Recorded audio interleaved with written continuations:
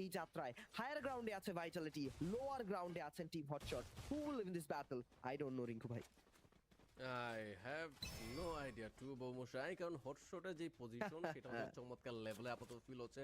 Team ভাইটালিটিটা যদি নিচে নামতে চায় তবে দেয়ালের ঘা ঘেঁষেই নামা লাগবে এবং ভালো একটা কাভার ফার্স্টে যে কোনো একজন প্লেয়ারের ক্রিয়েট করা লাগবে, দেন বাকি মেম্বাররা চাইলেও এখানে এন্ট্রি দিতে পারে।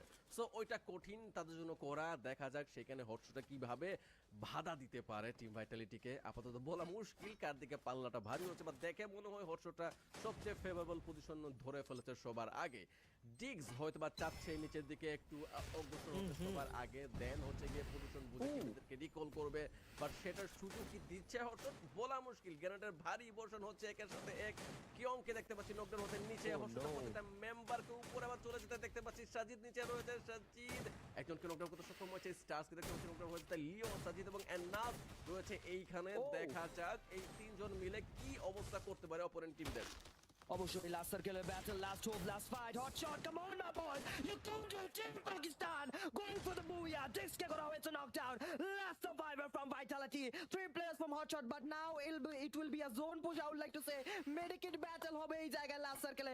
where is the last player of vitality? medikit push করছেন, but সেখানে কে জয় কার করবেন I don't know, and are still surviving this game. vitality players কই, what the hell is happening here?